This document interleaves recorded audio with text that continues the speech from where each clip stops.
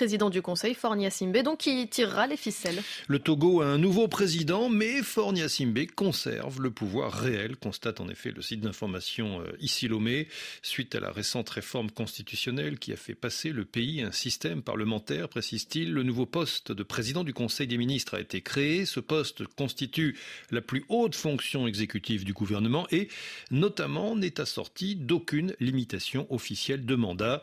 Les critiques ont dénoncé cette décision comme un coup d'État constitutionnel, s'exclame encore Ici Lomé, arguant qu'elle permet de fait à Gnassingbé, au pouvoir depuis 2005, de prolonger indéfiniment son emprise sur le pouvoir. Résultat, note Afrique.com, la 4e République est définitivement enterrée et sur son tombeau s'élève désormais une 5e République dont les institutions sont taillées sur mesure pour le prince du moment. Oui, Faure Gnassingbé, désormais plus fort que jamais, sous couvert d'un changement constitutionnel habilement orchestré, poursuit Afrique.com, le Togo s'enfonce dans un autoritarisme légaliste où les formes de la démocratie servent à en nier le fond.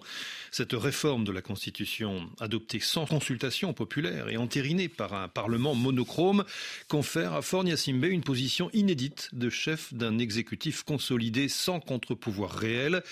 Il ne s'agit pas ici d'un simple ajustement institutionnel, mais d'un coup de force à froid, validé par les urnes sans véritable compétition et par des institutions inféodées. Faure Gnassingbé consolide peut-être son trône, conclut Afrique.com, mais il fragilise irrémédiablement l'idée même de démocratie dans son pays. En fait, renchérit le pays, à Ouagadougou, on change de façade, on repeint la vitrine, mais à l'intérieur, c'est toujours la même boutique familiale. Oui, rien de nouveau donc sous le soleil de Lomé, sinon la confirmation d'un pouvoir éternel détenu par un chef d'État sans date d'expiration, car si le décor change, le scénario, lui, risque de rester tragiquement le même, puisqu'avec l'architecture institutionnelle actuelle, le peuple sera évincé du processus politique à partir du moment où le président Faure n'affrontera plus le suffrage universel direct.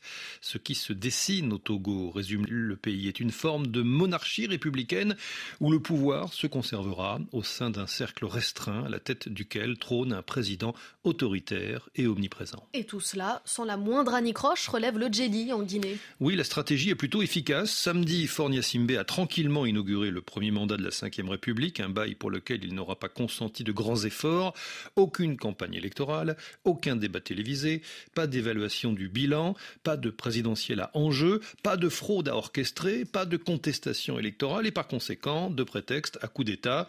Tout s'est réglé en l'espace de quelques minutes à l'Assemblée nationale où les choses étaient d'autant plus faciles que l'UNIR, le parti présidentiel, détient 108 des 113 sièges. Voilà qui est pratique, non ? S'exclame encore le Djeli, au point qu'on imagine d'autres dirigeants à travers le continent voulant se laisser inspirer par cette formule magique.